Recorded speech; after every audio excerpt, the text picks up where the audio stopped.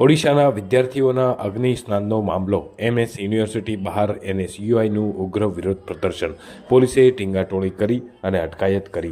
ઓડિશામાં બનેલી ઘટનાને લઈ અને એનએસયુઆઈ દ્વારા વિરોધ પ્રદર્શન કરવામાં આવ્યું હતું। ઓડિશામાં યુનિવર્સિટીમાં અભ્યાસ કરતી વિદ્યાર્થીની સાથે પોતાના વિભાગના એચઓડી દ્વારા દુષ્કર્મનો ભોગ બનવું પડ્યો હોવાનો આરોપ લાગ્યો હતો। આ મામલે પોલીસ ફરિયાદ નોંધવામાં નિષ્ફળ રહી હોવાનો દાવો કરવામાં આવી રહ્યો છે, જેના કારણે હતાશ થયેલ પીડિત વિદ્યાર્થીનીએ આત્મહત્યાનો પ્રયાસ કર્યો હતો। આ ઘટનાને લઈને સરકાર સામે એનએસયુઆઈ દ્વારા ઉગ્ર વિરોધ નોંધાવવામાં આવ્યો હતો।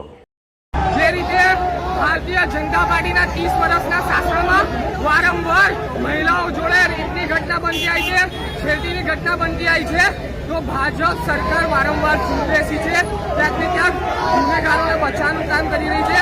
આજે ઓડિશા રાજ્યમાં એક વિદ્યાર્થીની જોડે ત્યાંના જ પ્રોફેસર દ્વારા છેડતી કરવામાં આવી।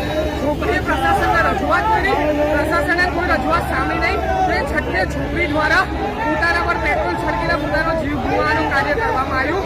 આજે છોકરીને ન્યાય આપવા માટે એનએસયુઆઈ વડોદરા શહેરના રોડના જામ કરીને ભારતીય જનતા પાર્ટીના સમક્ષ વિરોધ કરી રહી છે।